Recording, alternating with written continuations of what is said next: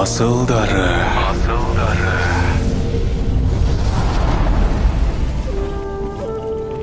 Ишеналы Арабаев 1882 жылы Кочкор районунун күнбатыш айылында жарык дүйнөгө келген.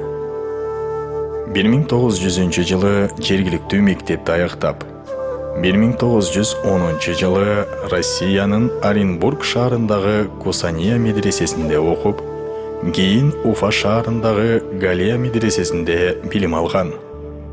Арабаев 1911 жылы казак студенти Сарсекеев менен бирге эки элдин балдары үчүн алипе жана шар окуу китебин жазат.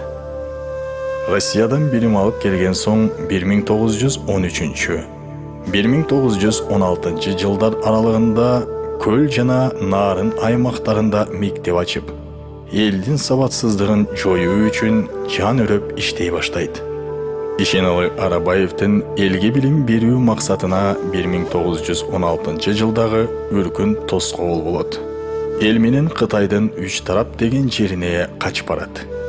Ал жерден 1917 жылдагы революциядан кийин өз мекенине кайтып келген.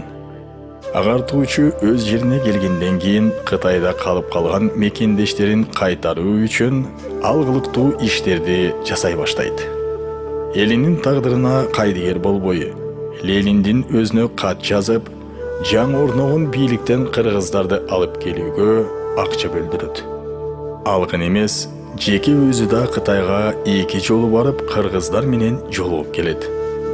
Натыйжада 1920 жылы 300 миңге жакын кыргыз жана казак өз жерине кайтат. Мекенге болгон сүйүү аздык кылат. Бул сезимди бир гана айкын иштери менен өлчөө мүмкүн. Ала тоонун асылдары.